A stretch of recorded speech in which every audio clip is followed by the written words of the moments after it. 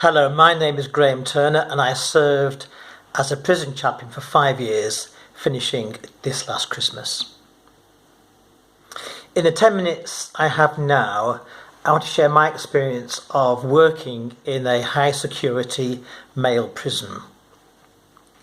We probably got our impressions of life on the inside from one of two places. One, the horror documentary films we see on TV that show jails rioting and in apparent meltdown, and the other being Ronnie Barker's Porridge sitcom. Both of these are certainly true, but neither are the full story. When I walked into the prison as the new chaplain, I sensed two overwhelming feelings. One was sadness and the other was tension. Sadness because some truly horrific crimes have been committed by these men. Terrible crimes. Sadness because some truly horrific things have been done to these men, especially when they were boys. And sadness because these men were far from their home and families and they missed the support that they would otherwise get from them. Russell Brand, in his rather wild book, says this: people who are in poverty, pain or prison, he says, I feel they carry the burden for us all, like the troops on a foreign front to ensure our freedom. I think there's some truth in that. Tension. There's enormous tension. In the prison where I worked, there were 850 men, which is only an average sized jail. Some of the new jails are up to 2,000 people. These were men in my prison who were extremely violent in the main, hurt and damaged by life, a quarter of whom had grown up in the care system. There was one prisoner, let's call him Rob. I got to know him and he came along to chapel on the first weekend he was in the prison. And I said to him, do you know many people here at all? Oh, he says, Graham, I know loads of them. I was in care with them. A majority of the prisoners too have a mental illness or personality disorder of some sort or other. And there's tension too because the ethnic minorities are seriously overrepresented in jail. In the past 30 years, the overall prison population has risen by almost 70%. It's gone down slightly recently. But today there are 83,500 people in prison. Almost 4,000 of them are women. The first interview I had for a chaplain's post was in South Wales. And I asked one of the chaplains there, I said, what has working in a prison done to you? And he said, it's made me read the Bible differently. In fact, the Bible is full of talk of prison and prisoners. I did a rough look up on the internet.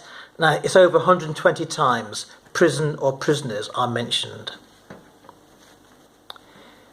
Our reading from Matthew, in that reading Jesus says, I was naked and you clothed me. I was sick and you visited me. I was in prison and you came to me. Visiting or working with prisoners in jail is not primarily about doing good or being helpful. It is first about meeting Christ. Jesus says, I was in prison and you came to me. But I guess that most of us, myself included, grew up with the mindset that we need to take Jesus or something into prison to help these men. No, we go there first and foremost to find Jesus there with those that we call bad.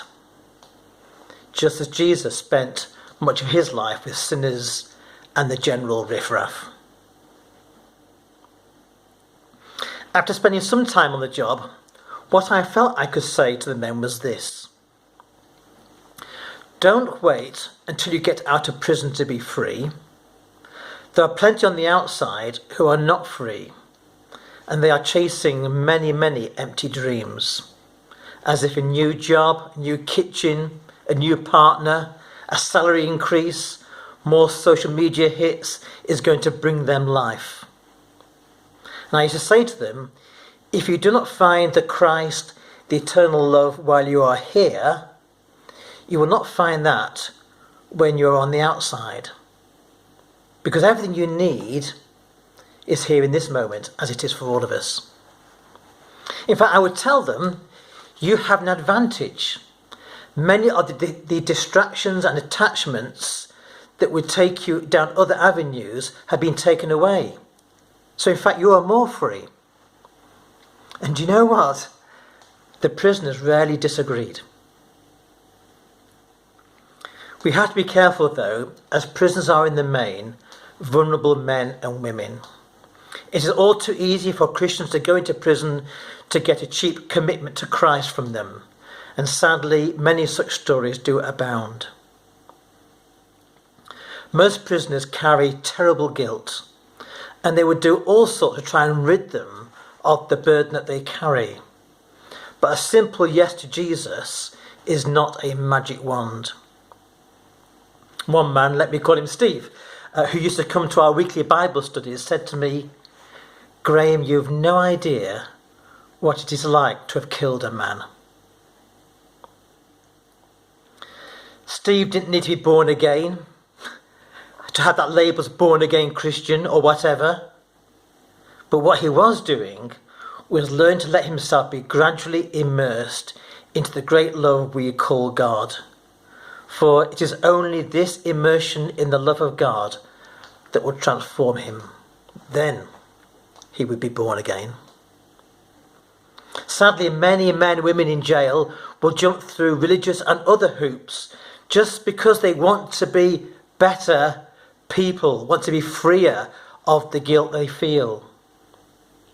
It is hard to be good. And it is hard for us to be good too. We are no different. Read Romans chapter 7, where Paul said the very same thing. The chaplaincy is a place of refuge for the men.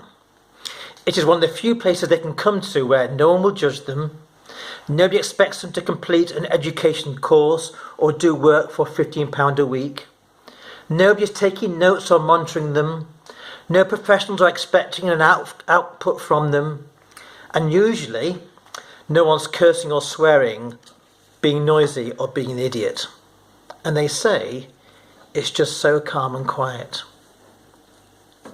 The chaplaincy is also a rather unique setup, consisting of a multi-faith team, where a dozen so or more of men and women, volunteers and employees from different faith traditions work alongside each other every week of the year and every day of the year, who demonstrate it is possible for Christians and Muslims to work alongside each other and love each other, for Hindus and Rastafarians to honour one another, where Jehovah's Witness chaplains and pagan chaplains, rabbis, priests, imams, Sikhs, spiritualists, Mormons and Christians of all different shades can laugh and joke and chat, discuss, work and share food together.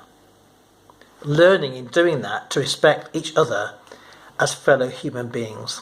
This is a massive witness in prison. We'd say we're all formed in the image of God, yet we hold different views in the midst of our working place. Rowan Williams would add, chaplaincy allows the institution to breathe, and chaplaincies in prison are an essential part of the whole setup. As well as holding 2 services each Sunday for my men and carry out a range of statutory activities and duties, I was also expected by the prison service to pray with the men on the wings on a regular basis. There was no shame about it.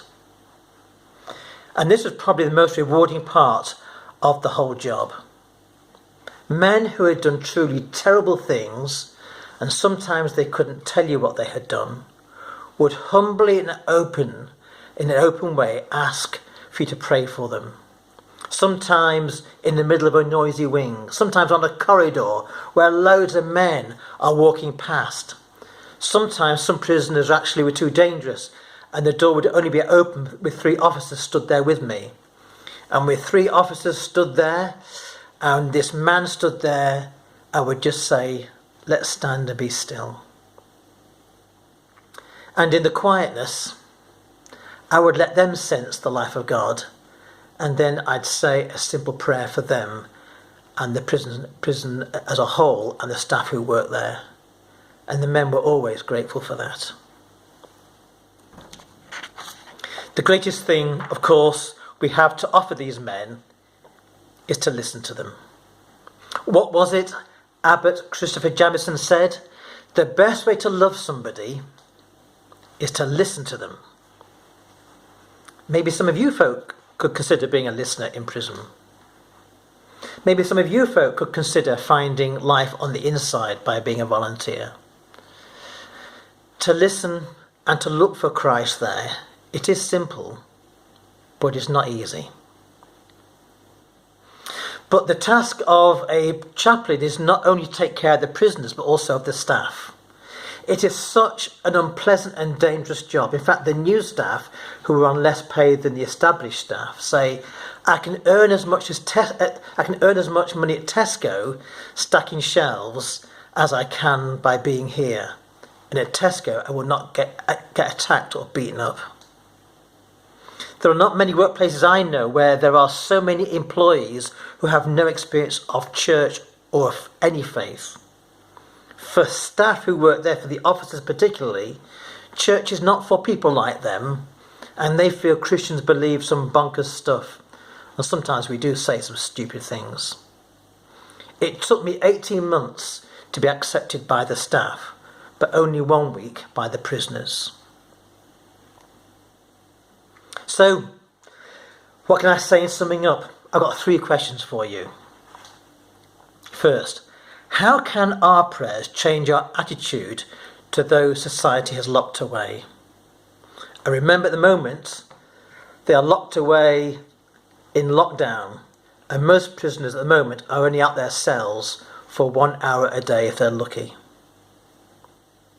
Secondly, how can the church be part of the process of the rehabilitation of ex-offenders? Most prisoners, nearly half of prisoners rather, will reoffend within the first 12 months of being released. And thirdly, will churches call for an increased spending on the prison and probation service via the Justice Department? Spending on each prisoner has been reduced by 1/5 in the past 8 years. So finally, as followers of Jesus Christ, we need to see that our liberation is tied up with the liberation of those who are in prison at the moment. And secondly, at the end here, I would say that we need to see Christ in the sinner and the outcast if we are ever to see Christ in ourselves, in all people, and in all places. Thank you.